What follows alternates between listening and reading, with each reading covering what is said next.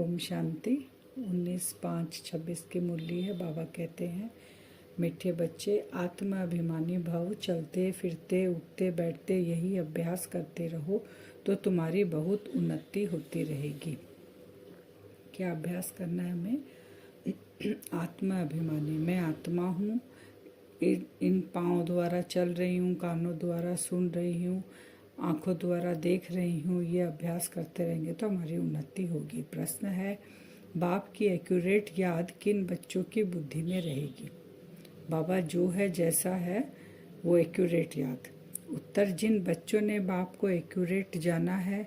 कई बच्चे कहते हैं कि बिंदु को भला कैसे याद करें, भक्ति में तो अखंड ज्योति समझ याद करते आए, अभी बिंदी कहकर मुझ जाते हैं। इसलिए पहले पहले यह निश्चय हो कि बाप अखंड ज्योति नहीं, वह तो अति सूक्ष्म बिंदु है, तब याद एक्यूरेट रह सकती है।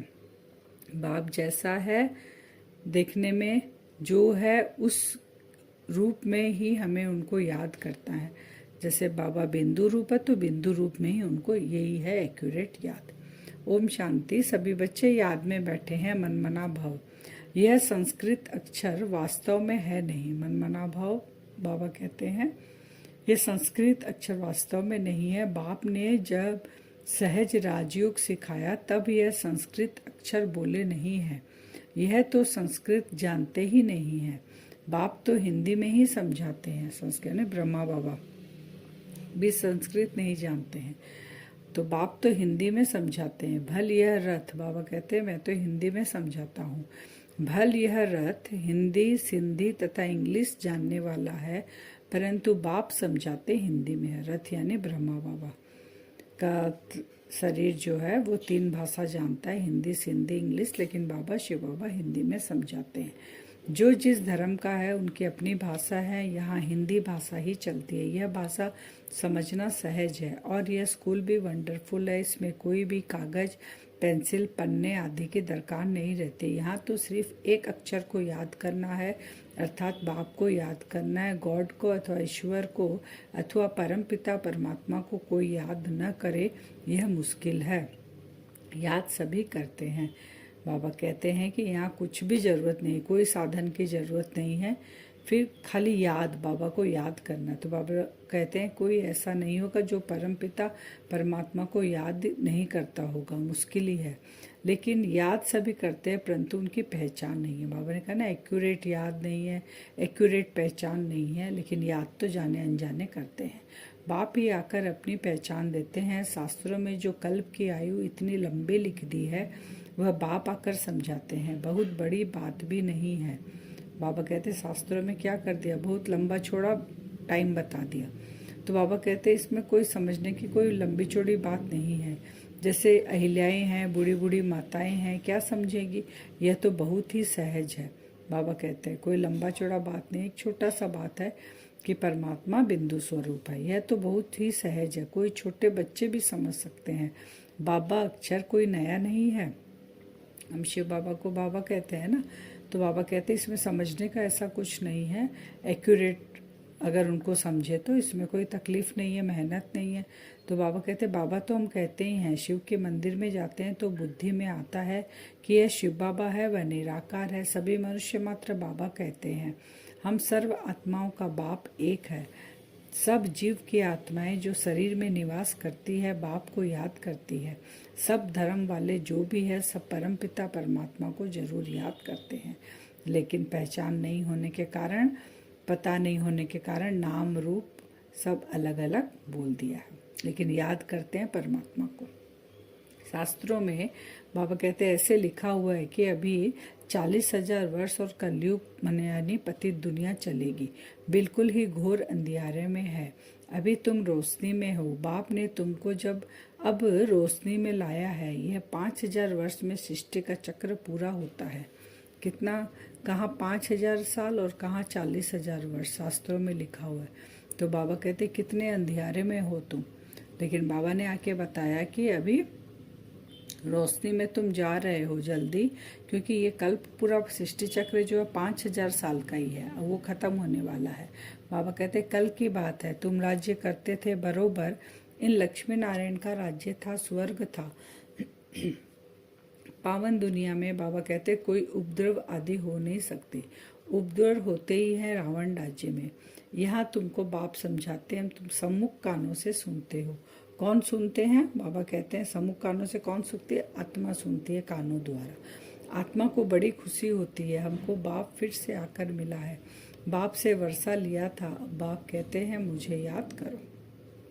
बाप कहते हैं लिखने करने की भी बात नहीं है, यह पॉइंट्स आदि भी लिखते हैं धारण करने के लिए। बाबा कहते हैं लिखने का भी यहाँ ज़रूरत नहीं है, यहाँ कोई मेहनत नहीं है, केवल बाबा को एक्यूरेट रूप में याद करना है, बस वही है। फिर बाबा एग्जाम्पल देते हैं, जैसे डॉक्टर लोगों के पास भी कितनी दवाइयाँ होती है, इतनी सब दवाइयाँ यदि याद रहती है। बैरिस्टर की बुद्धि में भी कितने लॉ की बातें याद रहती है। तुमको याद क्या करना है? एक बात सो भी बड़ी सहज है। तुम कहते हो एक शिव बाबा को याद करो, वह कहते हैं शिव बाबा कैसे आएंगे? यह भी तुम्हारे सिवाय और किसी को पता नहीं ईश्वर कहाँ है। वह तो कहेंगे नाम रूप से न्यारा है। कितना कन्फ्यूजन बाबा कहते हैं। वो कहेंगे शिव बाबा कैसे आएंगे? बाबा कहते हैं, वो कहते हैं कि वो बाबा जो है, शिव बाबा जो है, ईश्वर जो है नाम रूप से न्यारा है, या फिर कह देते हैं सर्वव्यापी है। रात दिन का फर्क हो जाता है। एक तरफ कहते हैं सब जगह है, एक तरफ कहते हैं नाम रूप से न्यारा है। दोनों अक्षर में नाम रूप से न्यारे तो कोई चीज़ है ही नहीं। फिर कह देते कुत्ते बिल्ली सब में परमात्मा है। दोनों एक दो के अपोजिट बातें हो गई। तो बाप अपना परिचय दे कहते हैं मुझ बाप को याद करो। गाया भी जाता है सहज राजयोग तब बाबा को, क्योंकि सब बाबा को भूल चुके हैं। बाबा एक्यूरेट कैसा है, बाबा का देश कहाँ है, बाबा का नाम कहाँ है, बाबा का रूप क्या है, कोई नहीं जानते नहीं, पर याद उसको करते हैं, हे ईश्वर हे प्रभु के नाम से। तो बाबा कहते कोई मनुष्य मात्र नहीं बता सकता, तब मुझे आना पड़ता है और मेरे को आकर सहज राजयोग सिखाना पड़ता है। बाबा कहते योग का अक्षर निकाल दो, याद करो। अब सहज राजयोग इसका मतलब है योग। बाबा से हमें अपनी जो मन जो है बाबा के साथ जोड़ना है। मन मना भाव का मतलब अपना मन बाबा में लगाना है। जैसे छोटा बच्चा, बाबा एग्जाम्पल दे रहे हैं, माँ बाप को देखने से ही झट गले लग जाता है। पहले सोच करेगा क्या कि हमारे माँ बाप हैं? नहीं, इसमें सोच करने की बात नहीं। तुम्हें भी सिर्फ शिव बाबा को याद करना। भक्ति मार्ग में भी तुम शिव पर फूल चढ़ाते आए हो। फूल चढ़ाते आए थे भक्ति मार्ग में, जानते नहीं है, लेकिन अब ज्ञान मार्ग में जब जान गए हैं तभी भी क्या सोचेंगे क्या शिव बाबा को याद करे नहीं करे? वो हमारा पिता है। तो बाबा जैसे माँ का एग्जाम्पल दिए, ऐसे झट बाबा से गले लग जाए।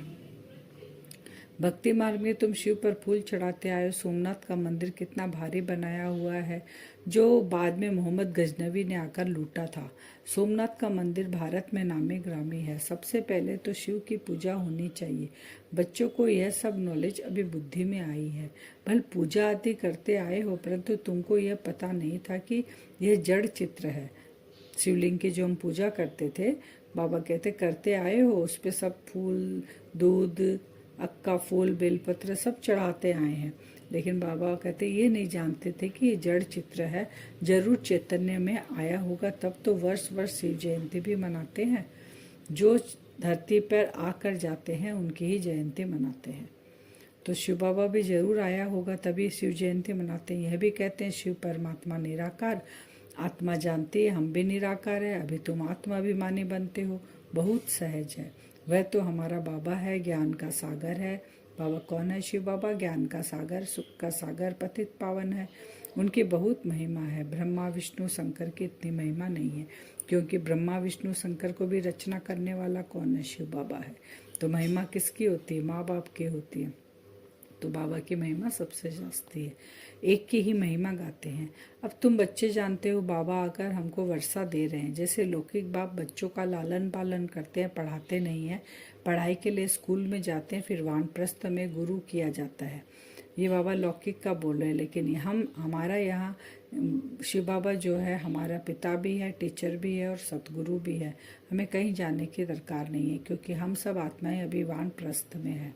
तो बाबा ले जाने के लिए आया है। आजकल तो छोटे बड़े सबको गुरु करा देते हैं। यहाँ तो तुम बच्चों को कहा जाता है शिव बाबा को याद करो, सबका हक है, सब मेरे बच्चे, तुम्हारे में भी कोई है अच्छी रीति याद करते हैं। कई तो कहते हैं बाबा किसको याद करे, बिंदी को कैसे याद करे, बड़ी चीज़ को याद किया जाता है। ये क्वेश्चन बाबा कहते हैं देखिए मैं ना अखंड ज्योति हूँ, मुझे एक्यूरेट, मैं बिंदु स्वरूप हूँ, उस रूप में मुझे याद करना है।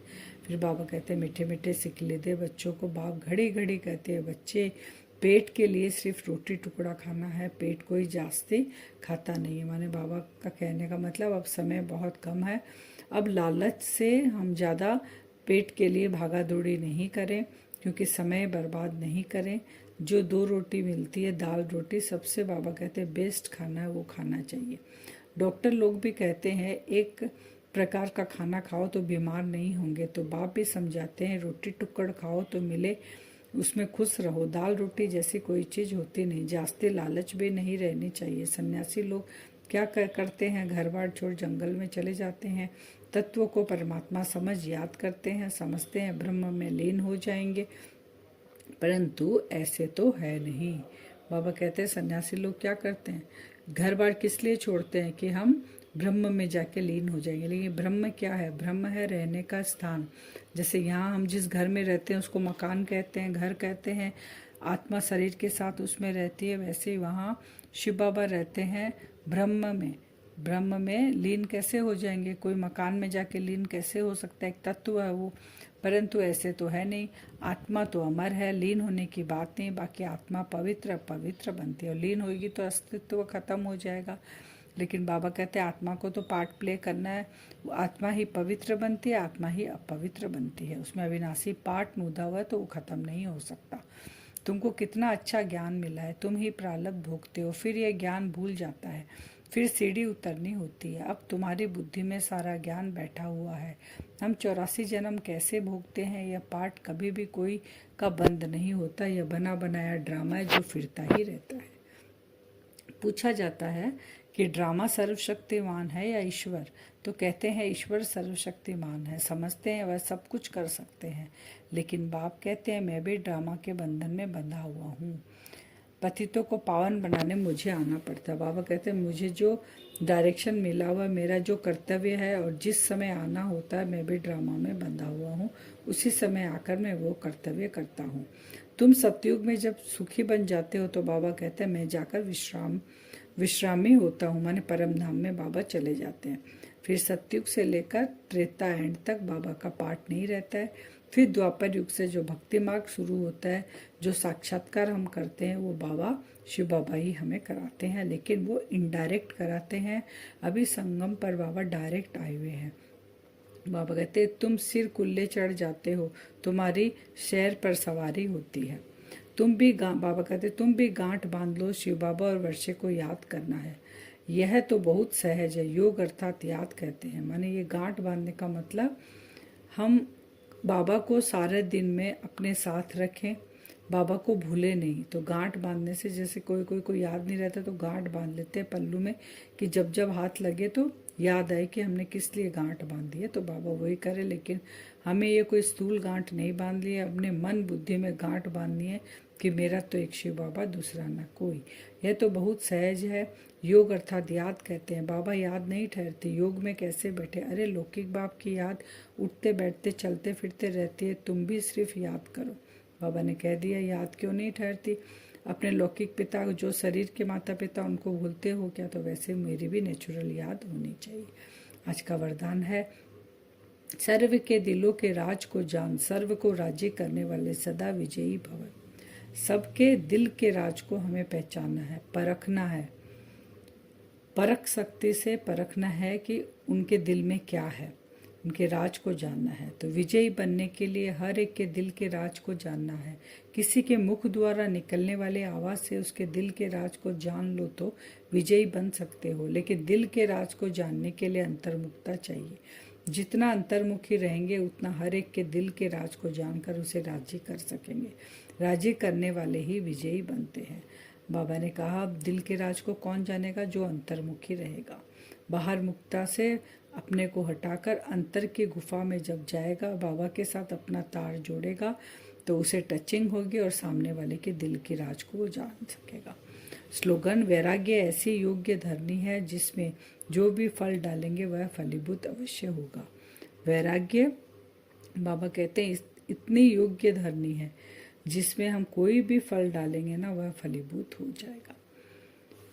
अव्यक्ति सारेस अचल अडोल एक रस स्थिति का अनुभव। सदा उमंग उत्साह में एक रस रहने के लिए जो भी संबंध में आते हैं, चाहे स्टूडेंट चाहे साथी, सभी को संतुष्ट करने की उत्कंठा हो। जिसको भी देखो उससे हर समय गुण उठाते रहो। सर्व के गुणों का बल मिलने से सदा काल के लिए उत्साह एक रस रहेगा। गुणग्राही बनो, अवगुण को देखते हुए भी नहीं देखो। सबसे हमें क्या लेना है, चाहे वो छोटा है बड़ा है जो भी है, सबसे हमें गुण ग्रहण माने गुण ग्रहण करना है और अवगुणों को नहीं देखना है। वरदान से हम योग करेंगे 2 मिनट। भ्रकुटी सिंहासन पे मैं आत्मा चमक रही हूँ।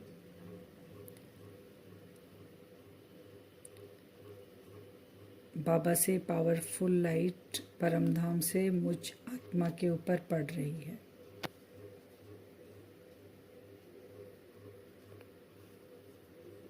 बाबा की उस शक्तिशाली किरणों को अनुभव करें। मैं आत्मा इस शरीर में विराजमान हूँ। आत्मा ही सारा कार्य करती है इस शरीर के द्वारा, चलना फिरना सुनना देखना। लेकिन बाबा के साथ जब हम जुड़ते हैं तो आत्मा का जो एक्टिविटी होती है वो पूरी चेंज हो जाती है। हम देह के भान से दूर होकर देही अभिमानी आत्म अभिमानी स्थिति में स्थित हो जाते हैं। बाबा से कंटिन्यू वो पावरफुल लाइट मुझ आत्मा के ऊपर पड़ती है और आत्मा अभिमानी स्थिति में हम स्थित होकर परखने की शक्ति द्वारा जिन आत्माओं के साथ भी सुबह से रात तक हम मिलते हैं, अतीन्द्रिय सुख की गुफा में बैठकर मैं आत्मा और बाबा से जुड़कर हर एक मनुष्य आत्मा के मन में क्या संकल्प चल रहे हैं उसका अनुभव हम कर सकते हैं। और उस आत्मा को जो भी इच्छा है उसको हम पूरा कर सकते हैं।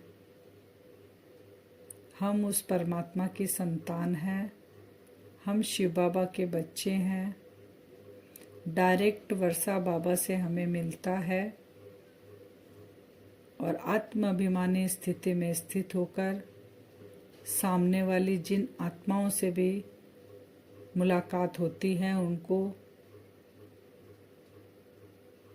उनके दिल में जो भी चल रहा है उसके प्रति उनको वो शक्ति और शुभ भावना शुभकामना देंगे। कल सारा दिन हम आत्म अभिमानी स्थिति में सुबह से लेकर रात तक बाबा की लाइट कंटिन्यू गिर रही है। कोई भी कार्य करते हुए, चलते फिरते, ऑफिस जाते हुए, घर का काम करते हुए जिन आत्माओं से भी संपर्क में आएंगे उनको भी शुभ भावना शुभकामना देंगे आत्म अभिमानी स्थिति में स्थित होकर। ओम शांति।